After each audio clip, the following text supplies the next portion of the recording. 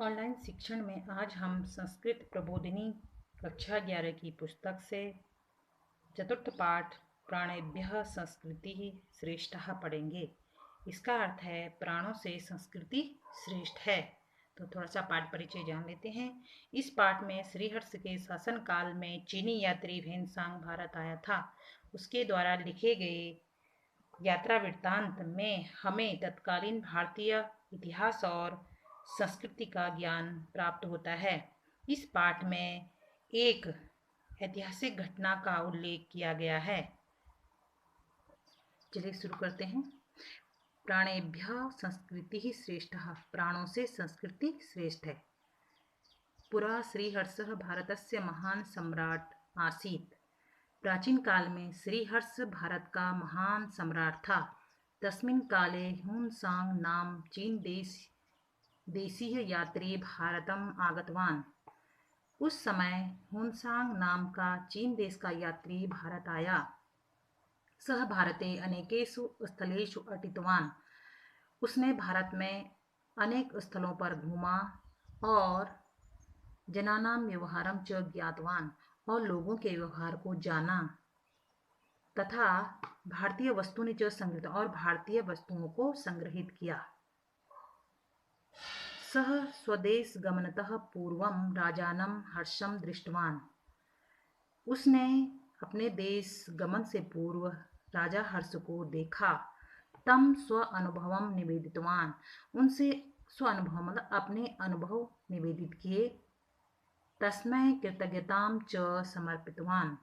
उनके प्रति कृतज्ञता समर्पित की। हर्षः अपि तं सम्मानितवान। हर्ष ने भी उसको सम्मानित किया।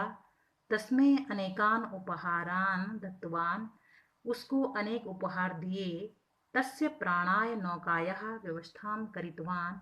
उसके प्रस्थान के समय नौका की व्यवस्था की। तस्य रक्षणार्थम 20 योद्धान अपि प्रेषितवान। उसकी रक्षा के लिए 20 का मतलब 20 योद्धाओं को भी भेजा। प्रयाणारंभ समये श्रीहर्षः योद्धान उद्दिश्य उक्तवान भो भटः। प्रयाण मतलब उसके जाने के समय श्री हर्ष ने योद्धाओं को उद्देश्य करके कहा, भो भटा मतलब अरे सैनिकों, एतस्यां नौकायाः विविध भारतीय धर्म ग्रंथाः सन्ति। इस नाव में अनेक भारतीय ग्रंथ हैं। अनेकानि ऐतिहासिक वस्तूनि च सन्ति, और अनेक ऐतिहासिक वस्तुएं हैं। एतानि भारतीय संस्कृतेः प्रतीकानि अमूल्यानि च, अतः एतेषां ग्रंथानां वस्तूनां च रक्षणं भवतां कर्तव्यम् इति। इन भारतीय संस्कृति ये भारतीय संस्कृति के प्रतीक हैं और अमूल्य हैं, अतः इन ग्रंथों और वस्तुओं की रक्षा करना आपका कर्तव्य है। ततः सर्वे नौकायाम उपविष्टवन्तः। इसके पश्चात सभी नौका में बैठ गए। नाविकाः नौकाम चलितवन्तः। नाविकों ने नाव चला दी। अनेकानि दिनानि पर्यन्तं ते सुखेन प्रयाणं कृतवन्तः। अनेक दिनों तक उन्होंने सुखपूर्वक गमन किया। एकस्मिन् दिने ते समुद्रे अकस्मात् उत्पन्नस्य चंडमारुतस्य प्रभावम् अनुभूतवन्तः। एक दिन उन्होंने समुद्र में अचानक उत्पन्न हुए चंड मतलब भयंकर हवा के मतलब तूफान प्रभाव को अनुभव किया। नौका दौलायमाना अभवत्। नौका डगमगा गई। सर्वे अपयस शंका प्राप्तवन्तः। सभी अपयस की शंका को प्राप्त हुए, यानी सभी जो है डर गए। भीतः प्रधान नाविकः उक्तवान। डरे हुए प्रधान यानी मुख्य नाविक ने कहा, भो नौकायां भारः अधिकः अस्ति। अरे नाव का भार जो है अधिक है। झटिति एतानि पुस्तकानि ऐतिहासिक वस्तूनि च समुद्रे क्षिप्तन्तु। झटिति यानी शीघ्र ही, एतानि इन पुस्तकों और ऐतिहासिक वस्तुओं को समुद्र में फेंक दो, और स्वप्राणान रक्षन्तु, और अपने प्राणों की रक्षा करो।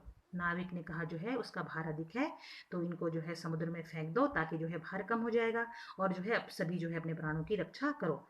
तदा नायक अन्यान योद्धान उक्तवान, तो जो उनमें से जो नायक था भारतीय सैनिकों का, उन्होंने जो योद्धाओं को कहा, योद्धा एषः अस्माकं अग्नि परीक्षा काल, यह हमारा हम अग्नि परीक्षा का काल है, समय है।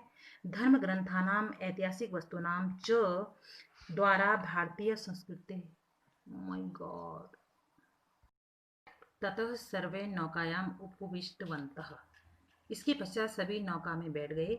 नाविकः नौकाम चलितवन्तः, नाविकों ने नाव चला दी। अनेकानि दिनानि पर्यन्तं ते सुखेन प्रयाणं कृतवन्तः, अनेक दिनों तक उन्होंने जो है सुखपूर्वक गमन किया।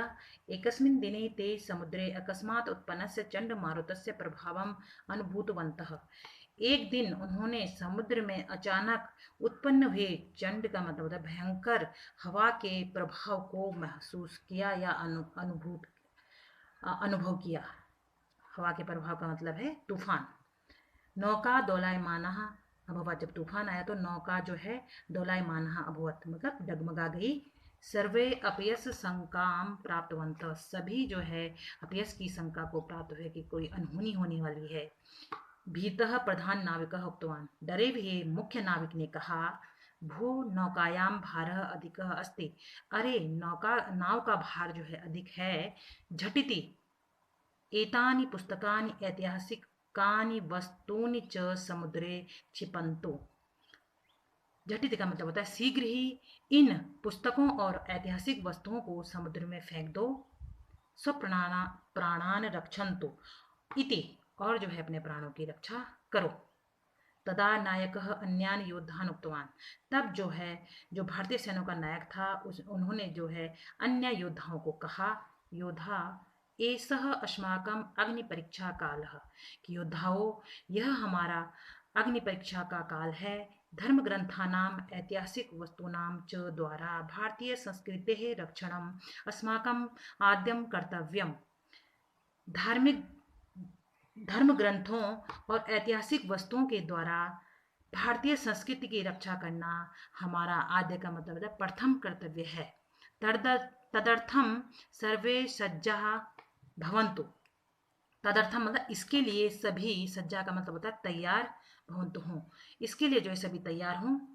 प्राण समर्पणे नापि कर्तव्यम पालनीयम, प्राण समर्पण के द्वारा भी जो है हमें कर्तव्य का पालन करना चाहिए।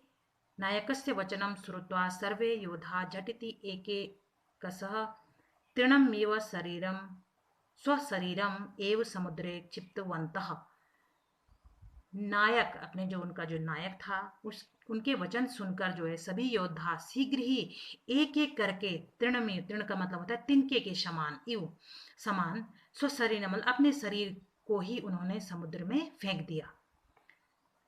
एव प्रकारेण ते भारतीय संस्कृति रक्षणार्थम स्वप्राणान समर्पितवन्तः, एव प्रकार मतलब इस प्रकार से वे भारतीय संस्कृति की रक्षा के लिए उन्होंने जो है भारतीय संस्कृति की रक्षा के लिए अपने प्राणों को समर्पित कर दिया। सभी सैनिकों ने जो है अपने शरीर को ही जो है समुद्र में फेंक दिया।